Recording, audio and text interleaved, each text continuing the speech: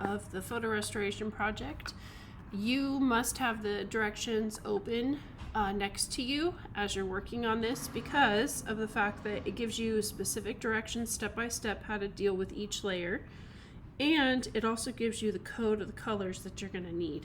So here I'm on layer 2.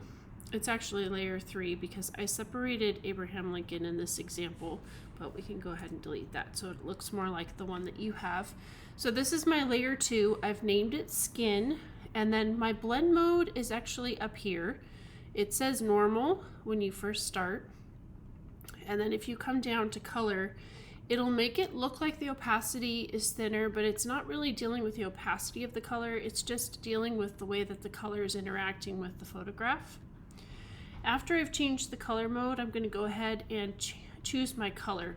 Now, the best way to do this is just to come over to the directions, copy, Command C, come back over to Photoshop, click on your color swatch on the toolbar, and then paste that code, hex code, into the box. Click OK. Now with the paintbrush, you're going to paint the face and the hands. I'm going to make this a little faster, so I'm going to skip the hands for right now, but I would be painting his neck, his face, and all that good stuff. You can go ahead and actually paint right on top of his eyebrows as well as his eyes if you want to make sure that the skin has made its way all the way onto the surface. Okay. Now, after we've been painting, we're going to be using our eraser, but we're going to be using it at a low opacity. So I'm going to go ahead and turn my eraser on, and then up here at the top, I'm going to change my opacity to about 40%. The reason I'm doing that is because I don't want to have too strong of an edge when I'm erasing. If I do 100%, it's going to leave awkward lines. The 40 allows you to just kind of naturally remove the color, and it looks a little bit more realistic.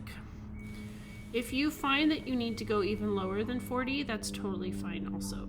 But you want to take the color away from the hair. You definitely want to take it away from the eye.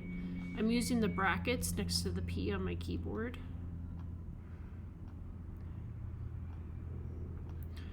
Take it away from the lips a little bit.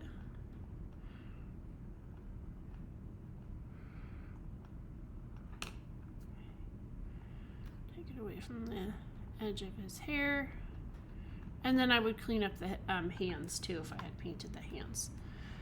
Okay, now we're going to go to Image, Adjustments, and we're going to add a hue and saturation with a saturation of 51%.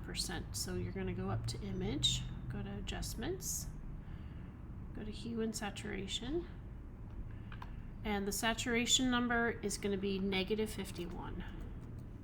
It's just going to give it a more natural color so that it doesn't look so pink.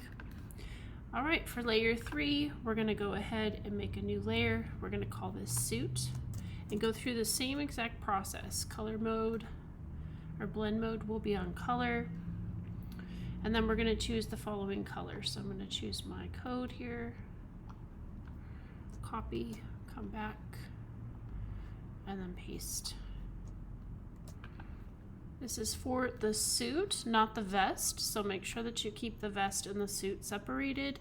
It also does not include the bow tie. The bow tie is going to have its own color. I would come in here, change, oh, I'm on eraser. Let's go back to the paintbrush. That's why I wasn't painting. I would basically just paint the entire suit, and then you could go in and do the same thing. If you needed to use the eraser, you could use the eraser at a 40%, but I'm not going to do anything with my hue and saturation for this. The reason I did it for the face and not the jacket is because the face needs to look more natural in color, and it's okay if the suit's a little bit brighter. And then I would continue on. I would make a new layer for my vest.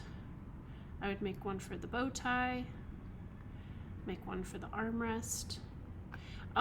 Speaking of bow tie, I want you to note that there are two colors, the front of the bow tie and the back. I would make my armrest. Let's talk about what the armrest is. That's this part right here. Okay.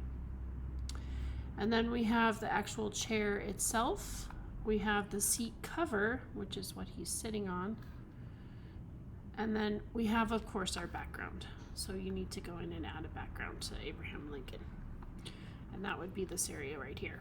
So these layers would be built up into your layers panel, and then you would be using the colors that are given. And when you're done, you should have a finished colored version, which I have.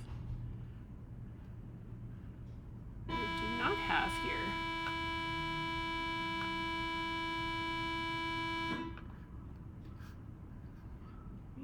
That up. I thought I had a colored version here, but I do not have a colored version. That's okay. Go ahead and save and put it onto Canvas as a PNG file.